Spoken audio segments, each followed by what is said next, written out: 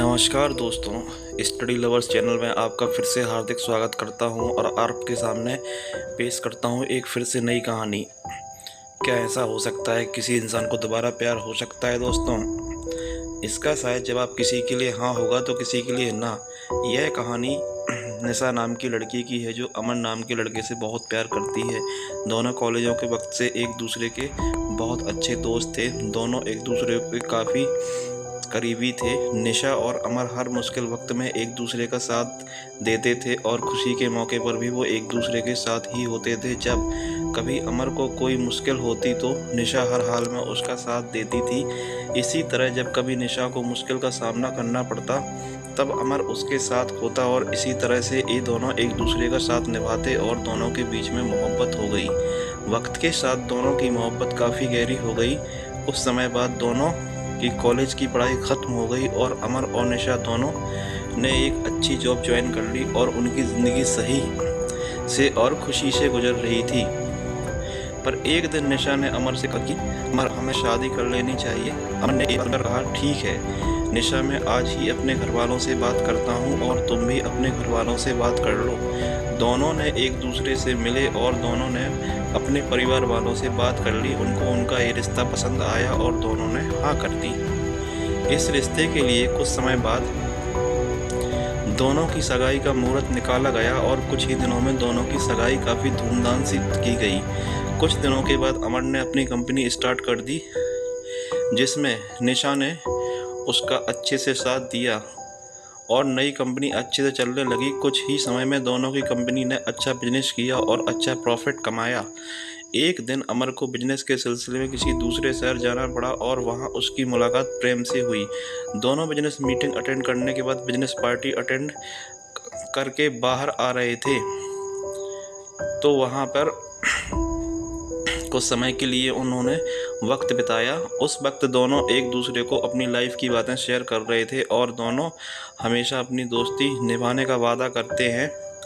जब अमर अपनी गाड़ी में घर जा रहा था तब रास्ते में उसका एक्सीडेंट प्रेम की गाड़ी से हो जाता है।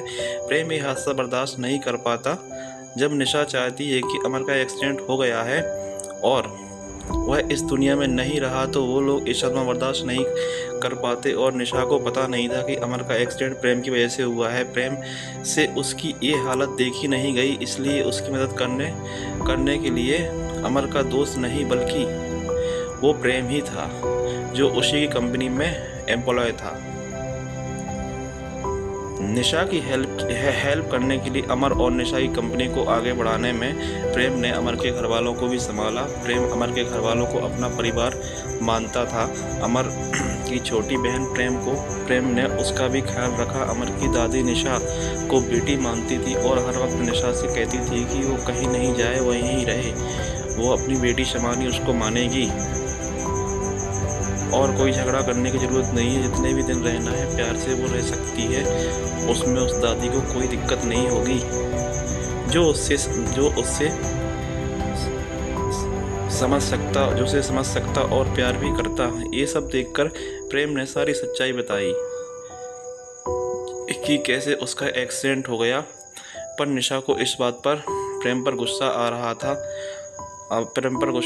था। इस सब के बाद प्रेम वापस जब अपने घर जा रहा था तब उसका एक्सीडेंट हो गया। प्रेम को ऐसे हॉस्पिटल में देख के अमर के घर वालों को ऐसे लग रहा था कि वो अपना बेटा दोबारा खो रहे हैं। इस सब के बाद प्रेम वापस जब अपने घर जा रहा था तब उसका एक्सीडेंट हो गया। प्रेम को ऐसे हॉस्पिटल में देख अमर के घर वालों को ऐसा लगा कि वो अपना बेटा दोबारा खो रहे हैं।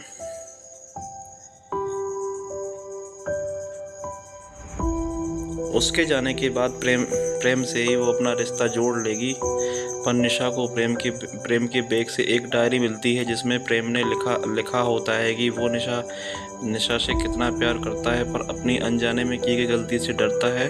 उसने सब कुछ उस डायरी में लिखा होता है, अपनी फीलिंग्स, अमर की दोस्ती, परिवार का प्यार। ये सब पढ़कर निशा को एहसास होता है कि प्रेम भी उससे प्यार करता था और वो भगवान से प्रार्थना करती है कि प्रेम बच जाए और भगवान ने उसकी सुन ली। कुछ देर में डॉक्टर्स आकर उसको बताते हैं कि प्रेम अब सुरक्षित और प्रेम के ठीक होने के बाद प्रेम और निशा दोनों शादी कर लेते हैं और खुशी खुशी अपनी ज़िंदगी बिताते हैं। और निशा जिसको लगता था कि वो अब किसी